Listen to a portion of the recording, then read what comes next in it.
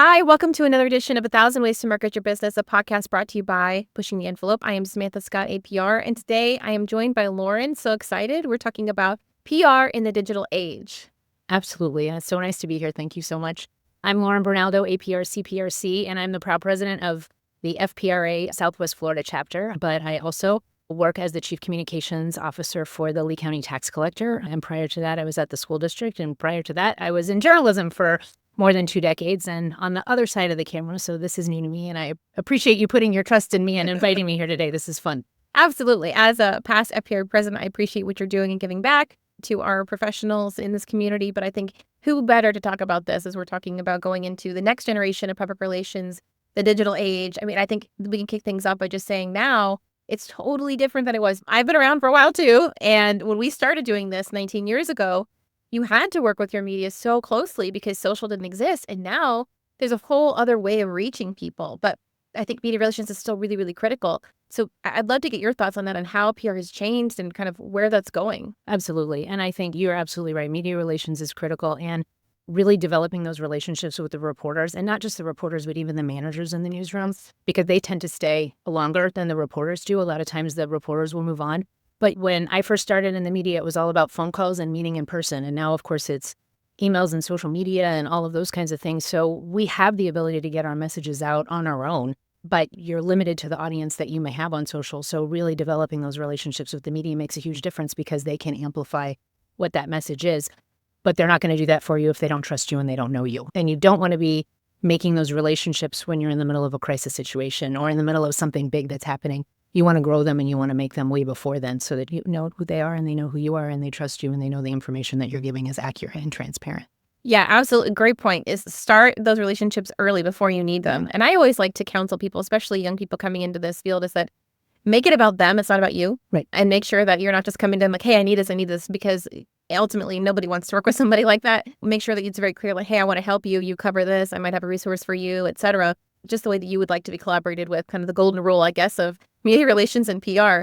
But you mentioned social media and even connecting with those journalists on social as well, because your business might have your own owned social media channels. That's a great way to get the word out. But connecting with these journalists on their channels as well is also a great way, because now they have to wear multiple hats. They're doing the broadcast, they're doing social posts. So another great way to connect with them. Yeah. And they're writing their own headlines and they're shooting their own stories. I mean, a lot of the videographers are the reporters. So their deadlines are super early. And so them knowing that they can text you or get through to you on social through Messenger or whatever is really great, because they know that you're going to hopefully give them a pretty quick response so that they can hit their deadlines and all that. And I think that your point is mutually beneficial relationships. So it is about talking to them on the off hours, letting them know too, like when you see a story that you think is really good. I have a person that I work with at one of the local channels, and a lot of times she'll call me and it won't necessarily be something that is affecting our office or that we oversee, but to be able to be that resource for her to say, hey, here's who you're going to want to call. Here's how you do this. Those are those kinds of things that you're talking about that I think are very important. And again,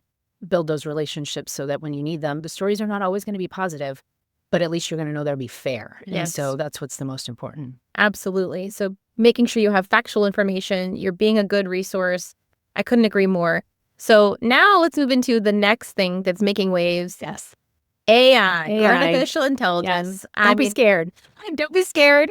I talk a lot about that on this podcast. We also talk a lot about it on our Trend Talks marketing videos. AI is definitely something that's not going away. There's a lot of talk putting back on our FPRA hat about the ethics around AI and public relations. So share your thoughts on that. We just did actually a couple of weeks ago, Public Relations University, and the whole thing was focused on AI. And it was fascinating because it was the first time that I feel like I walked into a room where everybody was like, you need to embrace it and you need to use it, and we give you permission to do that. And so most of the time it's, don't upload this and don't do this and don't tell it this and don't. So it was very refreshing to hear from some of these experts who are like, it's not here to take your job, first of all. It's here to help with tasks that are maybe things that you could free up to do the strategic thinking and some of those other kinds of things. So it's not something that is ever going to take away from the authenticity, I don't think, of personal communication. It's also not going to take away from strategic thinking, but it is something that is a tool that we need to be very honest in my mind about the fact that we're using. So I think a lot of the conversation is, how are you that way? How are we being transparent? And one of the things that was fascinating, and I asked the question, was, okay, so if I use AI, but then I rewrite the whole article, is it then become mine and I don't really need to say that it's AI? And the discussion was really rich and robust. And where everybody landed, at least half of them were, you need to tell people that you're using AI right from the beginning. Even if you change everything, the bottom line is you're getting the basics of it because of an AI generated prompt or however you're doing that. So I did find that really interesting. And I think that transparency and kind of being honest out there, whether you're putting it as guidance on your social media policy that, hey, AI might assist in writing some of these things, or the same thing if you're writing an article that this may have been AI assisted. I think that those are conversations that agencies need to have, that associations need to have, and companies need to have, as to how you're really sharing that information out there. And I think that's important. Again, back to the ethics of FPRA and just making sure that people know how those things are coming about. Yeah, ethics is absolutely critical. I think in life, personally, I have very strong morals around that, but also in business. And we consulted our attorney about that. And we are not attorneys. We can't give you that kind of advice. But these are some good things to be thinking about, and ask your legal counsel, how can I best go about this? We have an AI statement on our website, for example. We have something in our contracts with clients too. So we want to be very transparent about that. But I also can see AI working in helping with some of the research. Yes. We used to have to do this the manual way of trying to find things. Perplexity AI is fantastic for that, but also coming up with aids for pitches or different concepts, like how could I go about this? Or what's a good idea for how we should approach this particular issue or campaign? But I think to your point, right, is it can't replace the individual. It can't replace the authenticity of humanity, and making sure there's accuracy in that because it is fallible, and making sure that you're using it the right way and ethically is so important. Yeah, I agree. And I think we go through all of our processes, right? We learn as the APRs that we do RPI. So you're doing your research, you're planning your implementation and evaluation. It can be super helpful and very predictive. And okay, now that I've done my research, how might this play with a certain audience? And I think that those things are very helpful. But again, it doesn't take the place of talking out with people and other people who are in your industry, gathering that data, being able to talk with clients and things like that in your case about what is it that we really want, what are their goals, what are their objectives, and using it again as a tool and as a support, but not kind of as the end all be all. Yeah. So that is a perfect segue to the next thing I want to talk about. It's like you had this all planned. It's beautiful. Thank you. So talking about people, importance of people. Yeah. Influencers are people, although sometimes they may not seem like it, but they are. So the way that we communicate with influencers has changed over the years. And I think some of you listening might think, oh, this is like, oh, getting Kim Kardashian or somebody like that that's mega to endorse your brand. That's not what we're talking about. Those still exist, but that's kind of, I think, a smaller segment than the other kind of influencers. Those are people that are the bloggers, the podcast hosts, those kinds of people who have a really dedicated audience. And I'd love to get your take on how influencers are changing the game as it relates to PR. I know with Tax Collector, you're not doing a whole lot with influencers, but I think we can still have a conversation about where this is going. Yeah, for sure. I think it's fascinating. And again, in the PR that I've done, the companies that I work for, we're the only ones that offer the services and the goods. So it's fascinating to me to learn about something that we haven't used before, but then in my mind to play out, how could we? And so I really think that the idea and the trend of moving towards these micro and nano influencers, where it's a much smaller following, they're much more engaged with their followers trust them. It's a big thing right now, right? I think trust is huge right now throughout. Anybody that wants to buy a product, they want to believe in what it is that they're getting. And I think that these micro and nano influencers are really being able to build those relationships. And I think it's a complete opportunity that we should look at the tax collector's office, and government entities should, but also corporations and clients should also look at those things. And they don't have to have hundreds of thousands of followers. They could be very small, but if they believe in you and their people believe in them, that's a pretty strong way to get a message across. It's just a new form of word of mouth, really, when you break it down, because now I'm trusting someone's advice. I can ask Lauren, like, hey, where should we go to dinner? And she could tell me, or it could be an influencer that I follow, that I trust, who says, you should go to this place. And we've used that to that point for some of our clients. Angelina's Restaurante is a great one. We work with some influencers there because they're people that are dining influencers and they're local to this area. So if somebody's following somebody that's in this region, we want them talking about that restaurant. Exactly. And you can apply that, like you said, in a lot of different ways. And when you're looking at that, it doesn't have to be a huge expense either, right? So when we're talking about public relations, we do a lot of stuff that's earned, and we work really, really hard. Yes, it's different than advertising where we just pay and get a placement. Yeah. And so working with influencers is really similar. There's a lot of ways that you can do that in trade, whether it's for a meal or something like that. And you can kind of create those parameters so it's really budget friendly and can be highly impactful.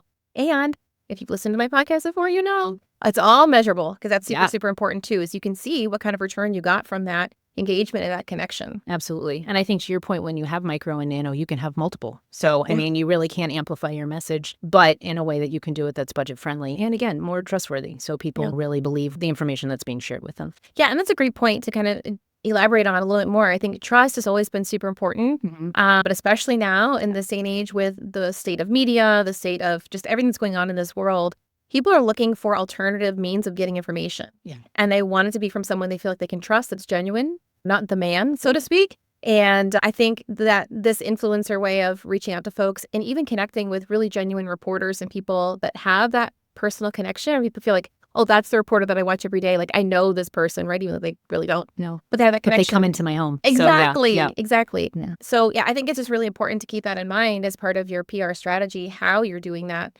which leads to my last and final thing that I want to go over with you. We're there already. Wow. Is storytelling. Yeah. On how you go about doing that, how we do that in the digital age. There's so many more tools in our toolkit now. You've been in the business for a while. I've been around for a while. I like to tell people and freak them out, especially when they're in college, that I was around before social media. Me too. Yeah. And it has changed so drastically. Yeah. I mean, even just now, the ability of I can produce a video in 3 minutes and publish it. The way that we can communicate has changed so much. Yeah. So tell me your thoughts on storytelling in the digital age. Well, I think storytelling probably is the key, right? It's emotion. I mean, in my opinion, people want that connection and they want that feeling. And so the way to do that is through storytelling. And I remember when I started back in the early 90s in TV, and you had the 3/4-inch tapes, and you had the camera that weighed about 100 pounds, and you would carry these tripods that weighed about another 50 pounds, and you would go out. But the way that you got your story was really through the media. And now, to your point, you pick up the phone and you do all that. But really, it is the emotion. It's the way to build your brand. It's the way to connect with people. And it's not difficult to do, especially with all the apps and everything like that you can download on your phone and do. But it really is making sure that you're living the mission, vision, and values of your company, executing what those are, and then letting people know that we're all human, right? Because I think one of the things for us, again, in the government sector, and before that when I worked at the school district, it's easy for people to not understand. It's a lot of information. So trying to delve into what it is, what do I need to bring, what do I need to do? It's very difficult. And so to be able to know of a place that you can go, to be able to connect with people and that they know there's a human being behind it, like that's, people don't expect the tax collector to call you back when they're connecting with me on social media. I'll pick up the phone and we'll call them. I never expected you to call me. But that's part of your brand. It's part of your story. It's that delivering for us that 5-star service. And so I think that you can really do that through a lot of stories and customer testimonials and things like that. And it doesn't have to be difficult. It doesn't have to be highly produced. You definitely don't want it to not look great. But I do think that there's some forgiveness in there for people. And they just, again, really want to connect and they want to trust. And I think storytelling is really the way to go to get that. I love that you point out it has to be in line with your brand. And I kind of translated a bit of what you said of going into it with intention. What are you trying to get out of this? Yeah. We talk a lot about that. And Ken Bay is one of my friends and colleagues, and he's on this podcast this season. He is awesome. And he talks about storytelling and branding and that you want to elicit emotion. Yeah. And what are you trying to accomplish? And that's far more important than what you're trying to sell or the service you're providing. That's paramount. And I think you have to be very intentional about your storytelling. What are we trying to get across? What do we want our audience to do as a result of this? Call to action. How do we best align this, to your point, with our mission and vision, the culture, and set us apart? Because everybody's going to say, we have the best X. We do X better than anybody else. So how do you do that effectively? And then who's the best person to tell that story as well? Because it's not always the leader of that organization. A lot of times it's the other people, the people on the ground that are doing the work, and getting them to tell their story and celebrating them as well is important. So you're kind of wrapping in that company culture as well and HR elements too. But yeah, storytelling, I think, has changed so much, to your point. It could be video, it could be photos, how you do it, and just making sure that it's strategic, I think, is really, really important, and not just blasting everybody all the time. Right. Yeah. There has to be a balance. And we talk a lot on here about testing and measurement, but I would say as you start building your storytelling, look at what's resonating with your audience and try to balance that so that it's the right amount for their appetite and then also matches what you're trying to accomplish. Well, and to your point, the strategy, it used to be, I think, that people just took everything and they put it, if you had LinkedIn, it was going on LinkedIn, it was going on Facebook, it was going on TikTok, it was going on, and to really have that conscious, who are our audiences on these platforms, who are the audiences that we want to reach with our stories, and then really focusing in on that and kind of doing that micro-influencing on your own, not necessarily hiring somebody to do it, but you could. But again, really making that strategic and thinking about it with intention, because if you're just kind of throwing it out there to see what sticks, you're probably not going to get that return on investment that it is that you're looking for. Absolutely not. I call it the spray and pray. Yeah. Yeah. And then it does. Yeah. No, not at all. But yeah, to your other point, kind of like hope is a strategy. No, not so much. Not exactly. No. Yeah. But to your other point about the influencers and storytelling, I think that also translates to media too. because there are certain writers or reporters who cover certain things. Yes. And being able to effectively communicate your story, it can't always just be a news release or a copy and paste pitch. You've got to make it really custom to them. Hey, Lauren, I saw you wrote about X, Y, and Z, and I've got a great story that I think would have a good connection. And yeah, of course, it's much better if it's a warm email versus a cold email because you've never reached that person before. But I think you could take that tack too of storytelling in a different way working with media. Yeah. Well, and if you set up a lot of that stuff, I mean, I think that COVID changed a little bit of all of that too with the media, is that now they're coming to us because they know we're the experts. They know that what we do in our field. Hopefully, many of them trust us. So for us to be able to craft that story and say, hey, I've got these resources for you. Yes. Obviously, they might not want to use all of them. They may want to have their own. But at least if you can set some of that stuff up so that they know that you're kind of thinking about them, again, that mutually beneficial relationship. Right. Especially when they only have those few hours every day to be able to actually turn a story. Yeah. Make it easy for them. Yeah. Have some B-roll, have some high quality images, Yep. have somebody lined up. So don't pitch something and then they bite and you're like, Right. oh, I have to scramble now and find Exactly. somebody to get on camera. Yeah. Make sure you've got all your ducks in a row before you go doing that. And yeah, to your point, make it easy. And they may not always use it, right? No. But sometimes they're like, oh yeah, I'll take that because that'll make my life easier. Right. Yeah. It's a good way to do it. Well, thank you so much for No, sharing your this was insight. fun. Absolutely. I appreciate it. If you guys Mhm. have any other questions or thoughts or ideas about PR in the digital age, please feel free to leave a comment below. We would love to hear it. And thanks for tuning in to another episode of 1,000 Ways to Market Your Business.